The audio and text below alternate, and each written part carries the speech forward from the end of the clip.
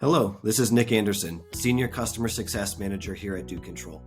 On this video, we will be covering another introductory use case of expiring automatically the shares to private accounts. So once you log into the Do Control platform to get started, we will go to the Workflows tab on the left pane. We're going to hover over this down arrow next to New Workflow, and we'll choose From Scratch Event Aggregation. And the reason we're choosing event aggregation is that if a user shares one file, they share 20 files, or they share 2,000 files, all of those events get aggregated into one notification and event within Do Control. So to start, we'll be in the top left-hand corner and we'll name our workflow. Common naming convention is the app followed by the use case.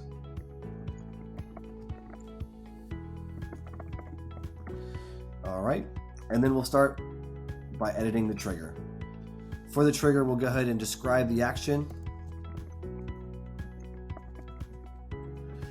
And then for the event, since it is sharing outside of the organization or sharing with an individual, it is going to be a change user access event.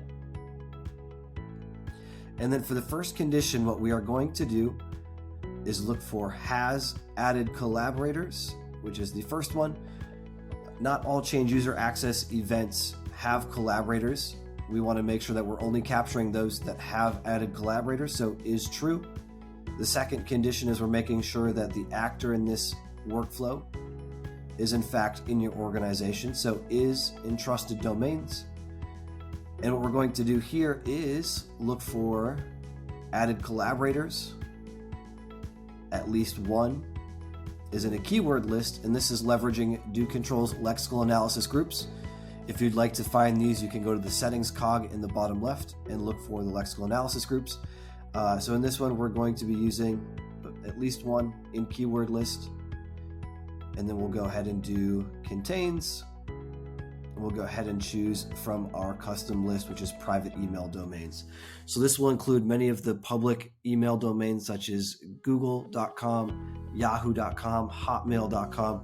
Again, you can go to the lexical analysis groups to see the full list. We have a pretty extensive list.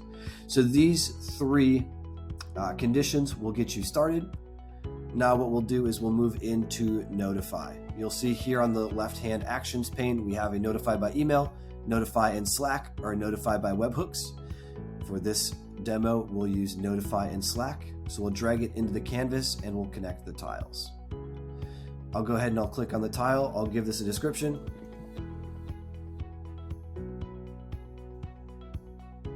So we're going to go ahead and remove this share with a private account in 30 days. Some of our customers don't allow any private account sharing. Some allow it for longer durations. For this demo instance, we'll go ahead and just say we'll allow shares to private accounts for 30 days. Now for the notification itself, we'll go ahead and toggle from channels to users. We'll go ahead here and use Do Control's macro for get actor email. And we can triangulate the actor by their email with their Slack account and send them a notification. And then for the body of the message, we'll say hello.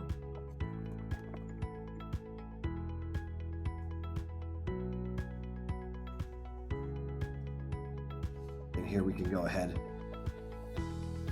and choose the added collaborators.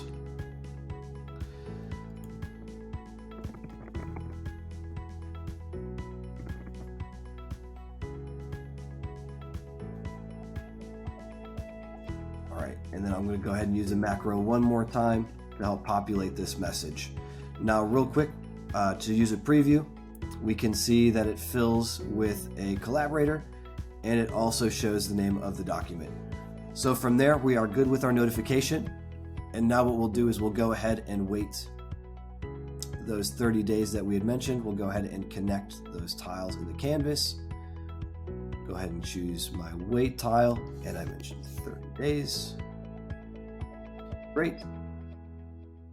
Line this up. Now the next step is going to be to add a flow control action, which is our array filter. The purpose of the array filter is to parse out the collaborators in this instance that are only from private email accounts. You may find in cases your end users are sharing with legitimate business accounts, internal users, private email accounts. The purpose of the array filter is to call out only those private email accounts and only remove those after 30 days. So we'll say filter out private accounts. In the array input, we want to make sure that we're focusing on the collaborators, and we only want to focus on the ones that are in our lexical analysis keyword list of private email domains. So once I choose that, we can go ahead. I'm going to line this one back up real quick. And then the last step for us is to go back to the action pane, choose remediate, Google Drive, and we're going to remove collaborator. So we'll drag it into the canvas, again, connect the tiles. And what I'll do is choose the tile, and instead of get added collaborators, I'm going to backspace this, and I'm going to choose the macro from actions in our filtered item. So this will pull in the array filtered output. There we go.